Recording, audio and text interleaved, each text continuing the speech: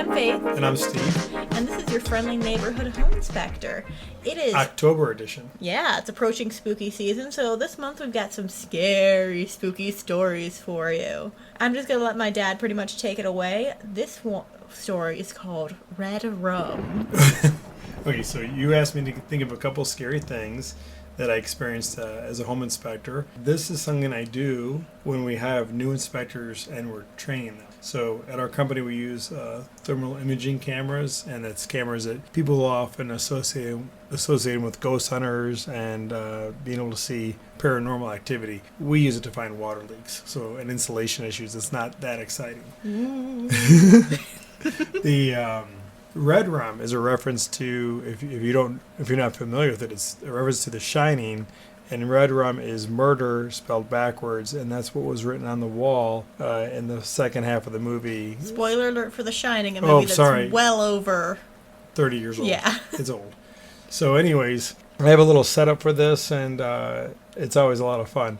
So what I like to do is when we hire somebody new, and during the training process, I explain to them how a thermal imaging camera works, and I show them that it sees temperature and it'll show residual heat, which we call artifacts, and I have them use it a few times and they get used to using it. So about 6-7 weeks into their training, I pull this little stunt on them, and what I do is I wait till I have an inspection on a vacant house, and I try to get one that's in a little bit of disrepair, and I'll have a buyer with me, and I'll get the buyer, I'll pull them away out of earshot of the victim, and I set it up for them. So what I'll do is, after I tell them what we're doing, I'll make sure that the inspector in training can hear the conversation, and I'll sort of talk loudly over to the home buyer, like, let's say Jennifer. I'll say, "Hey Jennifer, this house is really inexpensive. How did you get such a good deal?" And she'll say, "Well, they had the double murders in this house. Did you read about that?"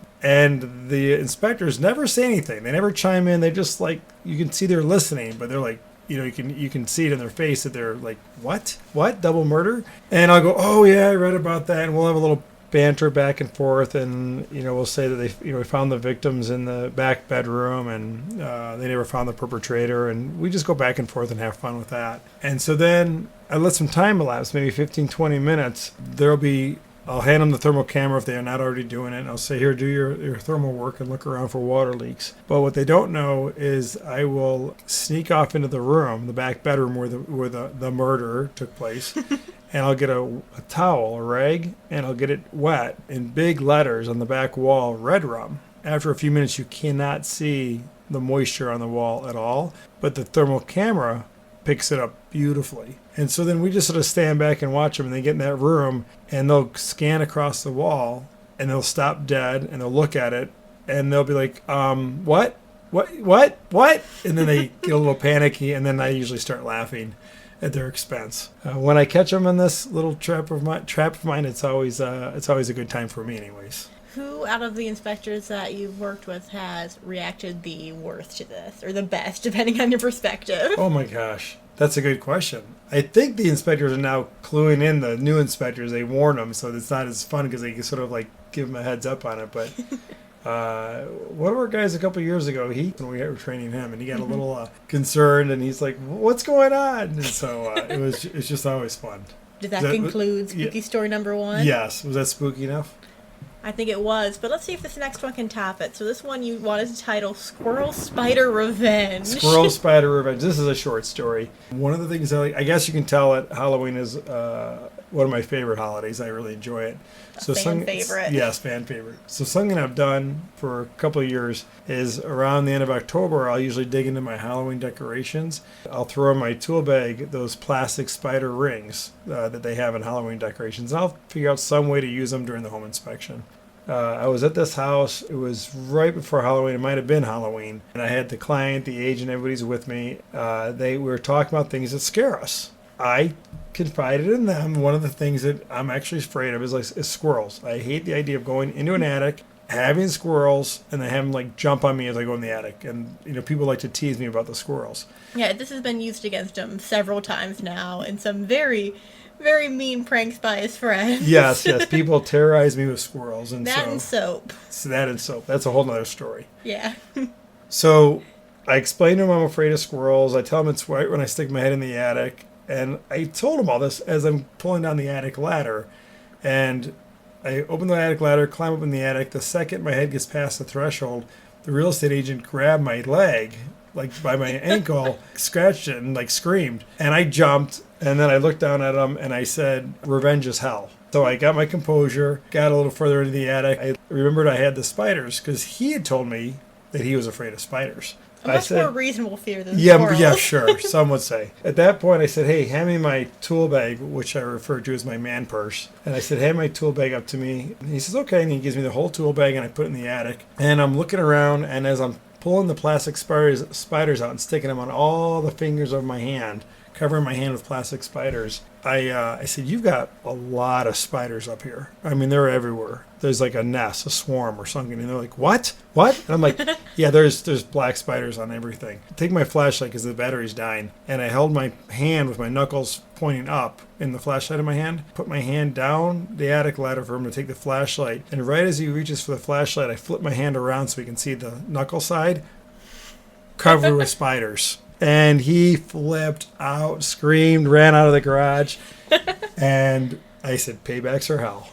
That was a relatively quick payback. Yeah, that was a quick payback, and I just happened to have this plastic spiders in the bag. So for our final story, you told me this one a while back, but I can't remember a lot of the details. I believe you called it circus story. Circus story, yes. This is a true story. So, Well, all of them have been so far. well, yeah, they're all true stories. Maybe 5-6 years ago, a gentleman who owns an actual circus here in Springfield, Missouri, was selling his house on the north side of town. And on this particular inspection, it was a very stormy, A dark and stormy day. Yes. So how far north are we talking? Just so that Just way I like can get... within 5 miles north of 44. I mean, there's a house up there where they had all the circus. So a little bit outside of the Springfield general area. I was not in town. Okay. I was out by myself in the country. Gotcha. Just in case anyone wants to go hunt this guy's old house down, which I do not suggest. Right. It's probably looks different now. So big, beautiful house out in the country. There's no client with me. There's no listing agent with me. There's no seller. There's no one there but me. So on a dark and stormy day, Steve Morawski ventures out to do this inspection. So, and just as a backstory, or just so you know, when I do an inspection, I'm quite focused on the task at hand. When my clients show up or agents show up while I'm in the inspection, I always jump. I'll be in a room, inspecting the room, thinking about it, and they'll walk in the room and say hi to me, and I'll leap like 5 feet because I'm not focused on them walking in behind me. I'm thinking about what I'm doing at that moment, so I don't hear them often. So I'm in this house and the storm is rolling in. It's getting progressively worse as I go along. The skies are getting dark, the thunder's rolling, the windows are rattling. But what made it really stressful was this person who owned the circus didn't have everything out of his house. I would go into rooms and it started out with a mural of a zebra, and the next one had a mural of a lion, and then there's like clowns, and then there's stuffed clowns and animals and things like this in the house still. So I would open the doors, the lights would blink on and off, the thunder would roll, and there'd be a clown in the room. So How big is this clown, just so I can get a visualization? Person-size clowns are in the room with the lights blinking on and off. Are you sure they weren't alive and just trying to prank you? I think they were, in this point in my mind, the clowns were moving and chasing me. I mean, I went home, I probably lost 5 pounds in sweat because I was so damn scared. I remember getting into the crawl space thinking, okay, this is a safe place. And by that time, the storm was really going bad. The whole house was shaking. So I was quite relieved when I got in the car and had that house in my rearview mirror. Did the house just look like a normal house from the outside, or was there anything to tip you off of this strange No, occurrence? it looked like a normal house, but I will tell you, 2 weeks after that inspection, I opened the glove box, and there's a red foamy nose. Okay, that part I made up. Yeah, we just hyped it up as the all true stories, and here you come Okay, in. there was no red foamy nose. That was a lie. There was 3. I've been Faith. And this is Steve. Thanks for listening. Bye.